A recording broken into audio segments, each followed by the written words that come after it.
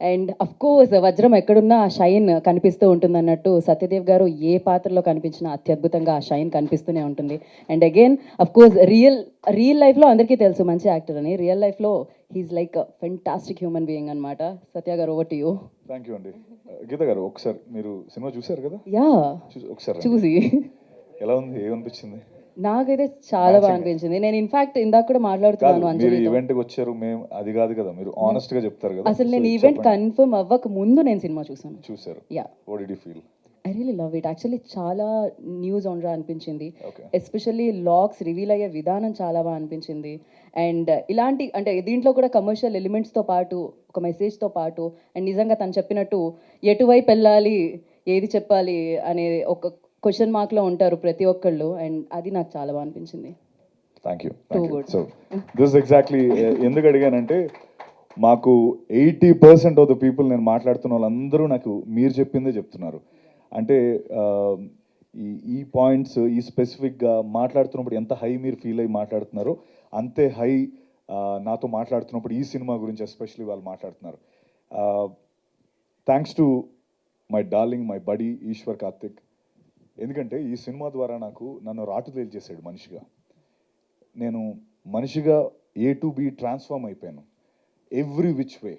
అంటే అది నాకు ముందు కొంచెం కాన్ఫిడెన్స్ తక్కువ ఉండేది మాట్లాడేటప్పుడు. స్టేజ్ పైకి వచ్చి కొంచెం ధైర్యంగా మాట్లాడడానికి కొంచెం తక్కువ ఉండేది. లేదా అంటే కెమెరా ముందు కొట్టేస్తాను, అది అంటే కొట్టేస్తానని నేను అనుకుంటున్నాను. అక్కడ నాకేం భయం లేదు, కానీ ఇలా మాట్లాడేటప్పుడు లేకపోతే ఎక్కడో దొరక ఇన్సెక్యూరిటీ ఉండేది. బడీ వాట్ యూ థింక్, మనం కొడుతున్నావారా ఏంటి, సినిమా కొంచెం ప్రాసెస్లో వెళ్తున్నప్పుడు కొన్నిసార్లు ఆగింది, ముందరికి వెళ్తుంది, కొన్నిసార్లు ఏదో మాకు ఇష్యూస్ వచ్చాయి. ప్రతిసారి రాత్రి 2 గంటలకి 3 గంటలకి నేను మాట్లాడుకునే వాళ్ళం. అప్పుడు తను నాకు నా బర్త్డేకి ఒక వీడియో పంపించాడు. ఆ వీడియో ఏంటంటే అందులో రాసిపెట్టి ఉంటుంది అనమాట. అందులో వీడియో సారాంశం ఏంటంటే, trust the process, God's plan. God నీకు ఓన్లీ విజన్ ఒకటే చెప్తాడు. అంటే నీకు ఈ సినిమా హిట్ అవ్వాలి అని మాత్రం నీకు బుర్రలో వచ్చేలా చెప్తాడు తప్ప, హిట్ అవ్వడానికి నువ్వు పడే తాపత్రయం, నువ్వు పడే లోటుపాటు, లేకపోతే నీకు పడే బాధలు ఇవన్నీ గాడ్ చెప్పడు. ఎందుకంటే ఒకళ్ళు చెప్తే నువ్వు ఆ సినిమా చేయవు. వదిలే బాబు నాకెందుకు, ఇది హ్యాపీగా ఇంట్లో కూర్చుంటాను ఏసీ కింద, లేకపోతే ఐటీ ఉద్యోగం చేసుకుంటాను అనుకుంటావు అని చెప్పి దాని సారాంశం. నిజంగా తన ఆ వీడియో నాకు పంపించిన రోజు నుంచి ఈ రోజు వరకు జరిగిన ప్రతీది ఒక గ్రేటర్ గుడ్ కోసమే, ఒక గ్రేటర్ పని కోసమే. అంటే ఈరోజు ఈ సినిమా అన్నయ్య చెప్పినట్టు బొమ్మ సూపర్ హిట్ అవ్వడం కోసమే అని మేము నమ్మాం. ఈరోజు నిజంగా అది ఆ బొమ్మ సూపర్ హిట్ అయ్యింది. అండ్ ఇంకో విషయం, సో నేను రాటు తేల్చాడు అన్నానే, అది ఎందుకో కూడా చెప్తాను.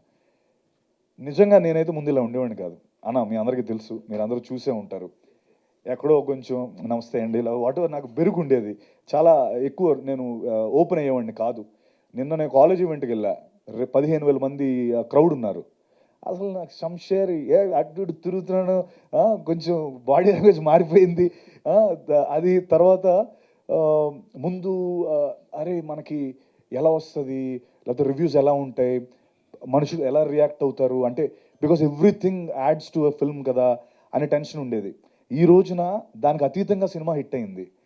అంటే అన్ని విధాలా నాకు జీబ్రా ఈరోజు ఇక్కడ నించోవడానికి, నా బాడీ లాంగ్వేజ్ మార్చడానికి, లేకపోతే నాకు హిట్ ఇవ్వడానికి, అంటే అన్నిటికీ అతీతంగా నేను ఒక కోట్ నమ్మాను. ఆ కోట్ ఈరోజు నిజమైంది. ఆ కోట్ ఏంటంటే, win the crowd, you will win your freedom.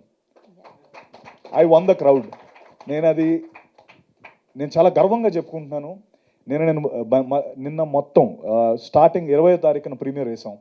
20వ తారీఖు ప్రీమియర్ వేసాం. అది ఊరికే జస్ట్ తెలుసుకుందాం వైబ్ ఏంటి అని చెప్పి. తర్వాత 21వ తారీఖు 9 ప్రీమియర్లు వేసాం. 22, 23, 24 ఈరోజు. ప్రతిసారి ఇప్పటికి నేను ఒక 25 షోలకి వెళ్ళాను. 25 షోలు రన్నింగ్ షోస్కి వెళ్ళాను. 25 డిఫరెంట్ షోస్లోని ఎక్కడైతే నెంబర్ 1 షోలో ఎక్కడైతే నవ్వుతున్నారో, ఎక్కడైతే హూట్ చేస్తున్నారో, ఎక్కడైతే అరుస్తున్నారో, నిన్న మల్లికార్జున 800 థియేటర్ కెపాసిటీ ఫుల్ అయిపోయింది. అక్కడ సేమ్ రియాక్షన్, ఇంకా ఎక్కువ ఎరప్ట్ అవుతున్నారు. నేను నిజంగా నాకు ఈ సినిమా ద్వారా మీరు నాకు ఇచ్చిన కాన్ఫిడెన్స్ ఏంటంటే,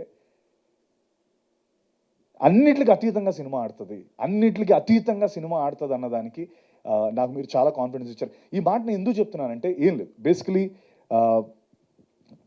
ఇప్పుడు అంటే అంటే ఎవరిని నేను ఉద్దేశించో లేకపోతే దేనికే కాదు, అంటే మనం మామూలుగా మేము జనాల కోసమే, మనం అందరం అంటే మేమందరం సినిమా జనాల కోసమే చేస్తాం. లేకపోతే ఇప్పుడు అంటే ఏం లేదు, బేసికలీ 95%, 80% మా సినిమాకి పాజిటివ్ వచ్చింది. ఇంకా 95 కూడా తీసేస్తా, 90 తీసేస్తా, 80% పాజిటివ్ వచ్చింది. ఓ 20% నెగిటివ్ ఉంది. అయితే ఈ 20% నెగిటివ్ చాలా నెగిటివ్ ఉంది, అంటే 80% చాలా పాజిటివ్ ఉంది. నాకేమైందంటే అరే మేము సినిమాలు జనాల కోసమే చేస్తున్నాం, మీరు వాట్ ఎవర్ రివ్యూస్ అవన్నీ జనాల కోసమే ఇస్తున్నారు, బట్ మా దాంట్లో మాకు అర్థమైంది మేము 80% జనాలకు దగ్గరగా ఉన్నాం, మీరు 20% ఉన్నారు దగ్గరగా, 80% మీ రివ్యూతో ఏకీవించట్లేదు. అది ఏదైనా కావచ్చు, అంటే నేను మామూలుగా I'm just saying it because I've seen it.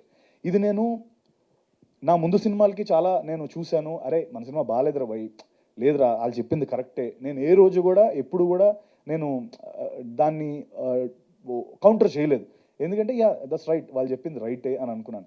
ఈ విషయంకి వచ్చేటప్పటికి లైవ్ చూస్తున్నది వేరుంది, జనాల్లో ఉన్న స్పందన వేరుంది, ఇక్కడ వేరేగా ఉంది. అంత ఆస్మాన్ ఫరక్ నాకు అర్థం కాల.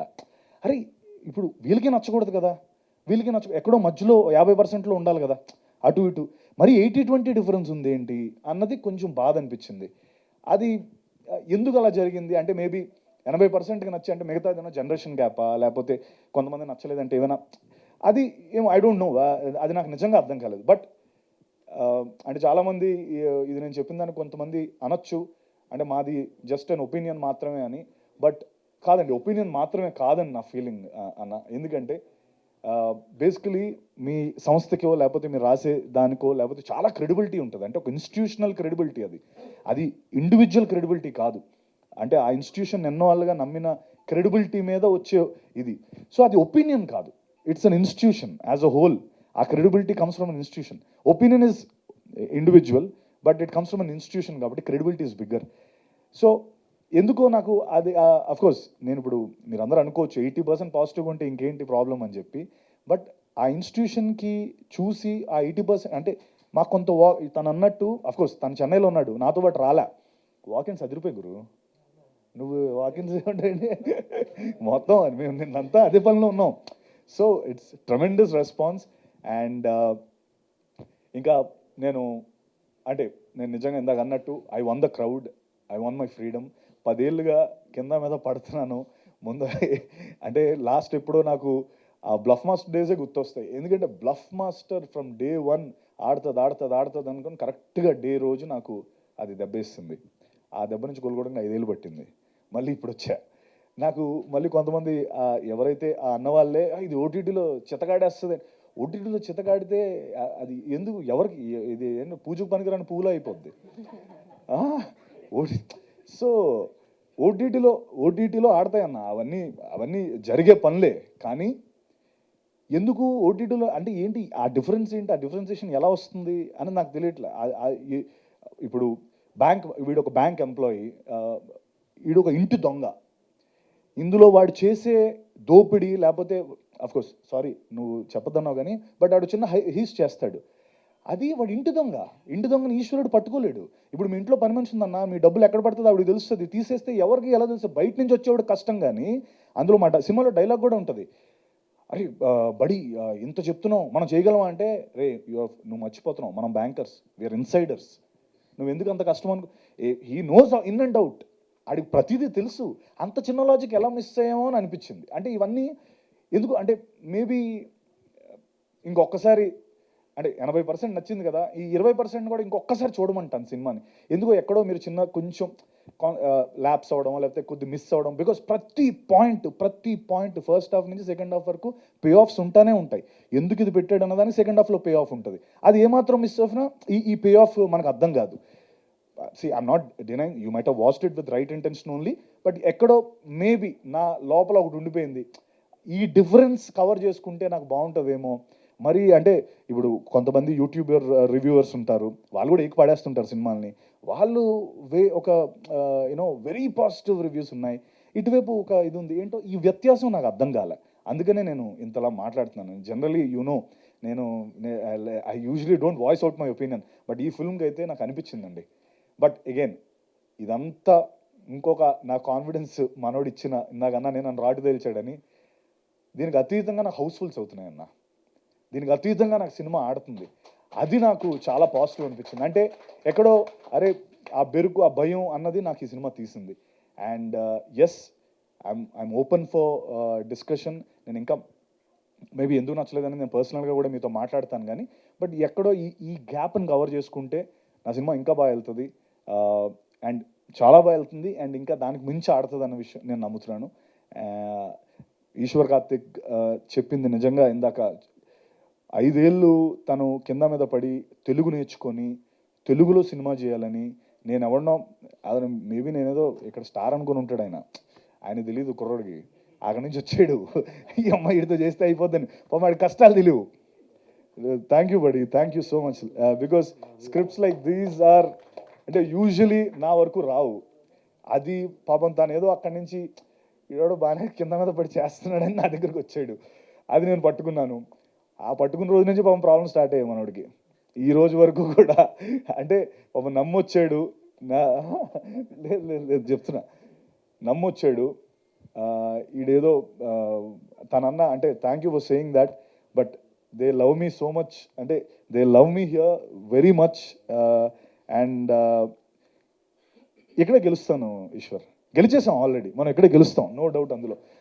Thank you very much. And ఇన్నేళ్ళు నువ్వు కష్టపడి, అండ్ ఇంకొక దాంట్లో కూడా తెలుగు డైరెక్టర్ అయి ఉంటే ఇంకా బాగా చేసేవాడు అని ఏదో ఒకటి చదివాను, అది కూడా కొద్దిగా బాధ అనిపించింది. ఎందుకంటే నో డిస్రెస్పెక్ట్ ఫర్ ఎనీవన్, అరే పాపం తెలుగు నేర్చుకొని కింద మీద పడి అంత దూరం వచ్చి ఈజీగా చెన్నై టు హైదరాబాద్ ఒక 500 సార్లు తిరుగుంటాడు, నాకు తెలిసే 500 ఫ్లైట్లు తిరుగుంటాడు ఇతను. ఎందుకు ఆ కర్మ, అంటే ఎందుకంత తపన, ఎందుకంత ఎఫర్ట్, అంత పెట్టి 500 ఫ్లైట్లు వేసుకుని తక్కువ. సారీ టు సే, నిన్న నైట్ 11 o'clock ఫ్లైట్కి వెళ్ళాడు, ప్రెస్ మీట్ పెట్టమంటే మార్నింగ్ 4 గంటల ఫ్లైట్ తీసుకొని వచ్చాడు. అసలు ఇదే జరిగింది ఇప్పుడు. అంటే అతను నిజంగా మనోడి దగ్గర డబ్బులు కూడా లేవు అన్న, ఎన్నుకునే వచ్చన్నా 500 ఫ్లైట్లు డబ్బు పెడితే ఒక 2 BHK వస్తుంది ఇక్కడ హైదరాబాద్లో, అంత చేశాడు. అది కొంచెం అరే తనకి తెలుసు సెన్సిబిలిటీస్. ఇప్పుడు తమిళ్లో కన్నడలో సినిమా ఇరగాడుతుంది, తమిళ్లో వాళ్ళు వేసిన తక్కువ షోస్ అయినా 80% ఫుల్స్ అవుతున్నాయి. మన నాన్ లోకల్ లాంగ్వేజ్, అది డబ్బింగ్ చేసాం, అద్భుతంగా ఆడుతుంది, కన్నడలో అద్భుతంగా ఆడుతుంది, ఇక్కడ అద్భుతంగా ఆడుతుంది. తను యూనివర్సల్ కంటెంట్ ఇచ్చాడు. It's not about Telugu director or not about ఏదో ఒక పర్టికులర్ తెలుగు డైరెక్టర్ అయితే ఇంకా బాగా చేసి ఉంటాడు. I think that's wrong. He is definitely an Indian director మనోడు. నేను తనకి ఇది అతిశయోక్తిగా ఉండొచ్చు నేను చెప్పేది, బట్ నేను నా షూటింగ్ అయిపోయిన రోజు నేను ఈశ్వర్కి చెప్పిన మాట ఏంటంటే, Eshwar, you will do a film with Rajinikanth sir or Shahrukh Khan sir, for sure you have the capacity and capability. ఆ రైటింగ్ అంత గొప్ప రైటింగ్.